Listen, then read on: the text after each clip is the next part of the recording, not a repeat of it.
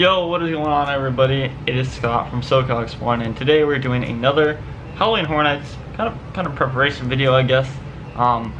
Today we are going to be predicting the maze wait times for Halloween Horror Nights, and I'm going to be giving you guys a little inside tips of what mazes you should be focusing on first, and just a little rough estimate of what days will have the longest wait times, and like what mazes will have the longest wait times, if that makes sense, guys.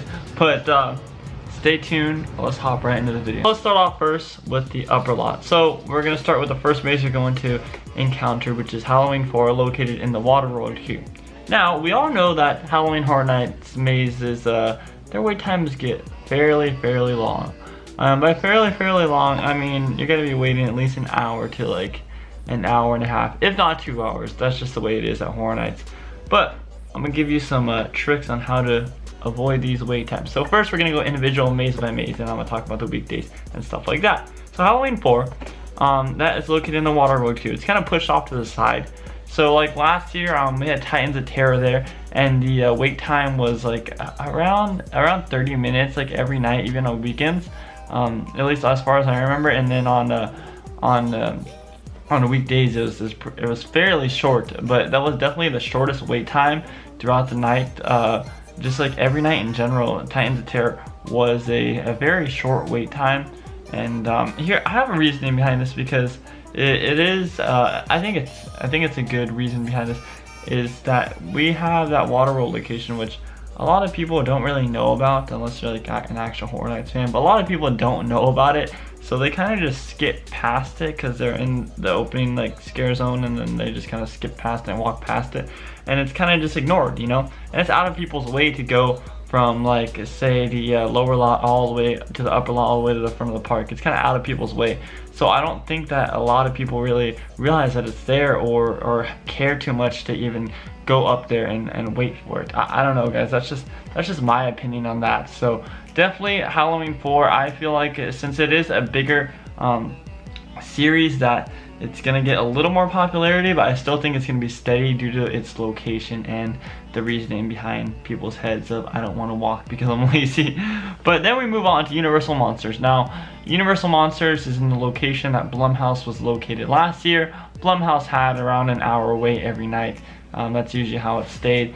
The Persian Courtyard does get fairly busy as far as mazes go, because it is a big location to hold the queue. I'm not saying it's a big location for the maze, but it's a big location for a big queue, and they do get a lot of people in there.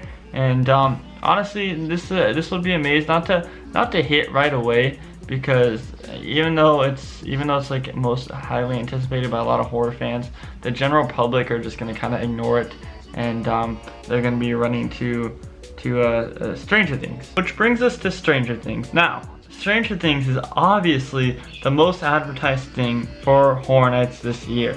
Hands down, nobody can argue that, okay? It is hands down the most advertised thing for Halloween Horror Nights 2018 and HHN 28. Stranger Things is gonna bring in a whole demographic of audience, so we're gonna have a lot of younger kids wanting to experience this, and only this. For example, I know some that are family with me and family with my girlfriend that love this show, but don't even know what Horror Nights is, and they just want to go for that maze in general. So I do think it's gonna bring a bigger demographic, and it's gonna bring a lot of crowds. I'm predicting this to be a 2 hour wait, hands down, every night, unless you go like on a Thursday or something. But hands down, I think this is gonna be like the longest wait at Horror Nights this year. So I definitely tried to start with that one first as far as everything goes, because that maze is going to get super crowded and super packed. The maze we move on to is Trick or Treat. Now, Trick or Treat, the mummy location usually has a long wait too, just because it wraps around the whole mummy stage. So it does get fairly long. I know you can see on the Starway that it gets pretty packed. But that's another maze that's kind of not, it stays steady throughout the night. I don't think that it's gonna be super packed. I definitely think it's gonna be one of those ones that you can, like, you'll actually be able to wait in, just like how I said it with Halloween 4. I think it's gonna be one of those ones that you can actually wait in. Obviously, it's not gonna be as short as Halloween 4 may be, but I do think it's gonna be like waitable, and not, oh, I'm gonna have to do it another night, or I'm gonna have to do it for early entry, you know. So like if you're doing early entry, I think that this is a maze that you could possibly skip and wait till later. This now brings us to the back lot where we have Blumhouse, Poltergeist, and the First Purge. Now First Purge is where Ash vs. Evil Dead was located last year.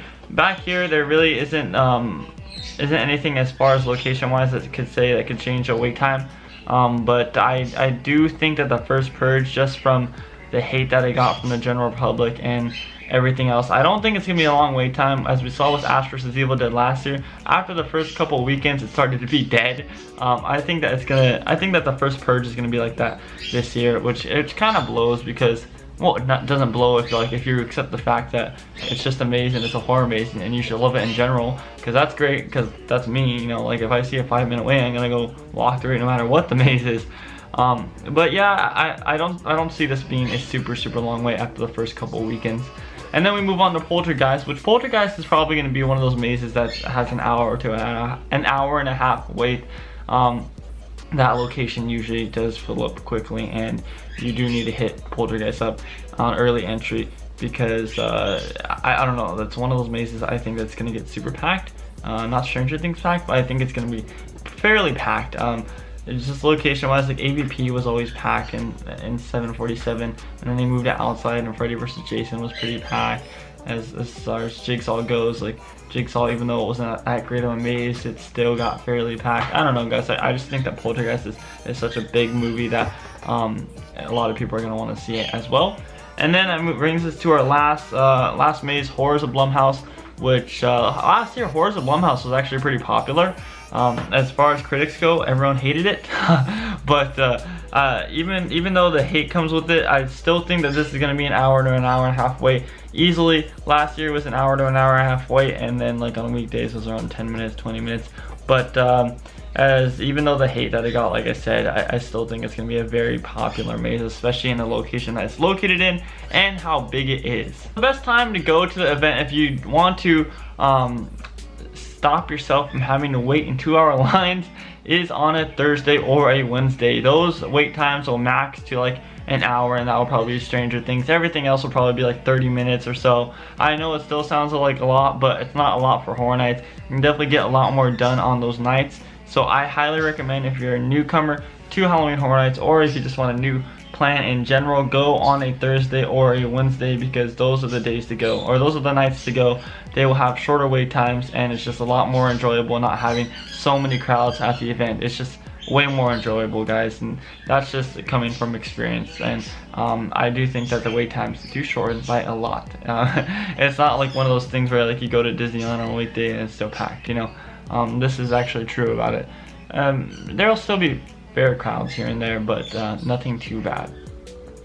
That's gonna do it for this video, guys. If you guys enjoyed this video, go ahead and click that like button. If you are new to my channel, hello, my name is Scott from SoCalExploring. I do Horror Nights videos and theme park videos. You can subscribe down below if you enjoyed it. And if you are subscribed, click that bell button, because you can be notified every time that I upload a new video. Because I'm gonna be uploading at least like 4 times this week before opening night, and then a vlog will come out. So you guys should be looking forward to that, as far as walkthroughs, the opening night vlog, everything, all that good stuff. You want to be notified when that comes out. Follow SoCalExploring Team down below, helping me build this brand. And last but not least, positivity is key, guys. Jump over those negative barriers in life to get to your goal, and don't let anybody stop you. I love you all. Keep on exploring parks. Peace.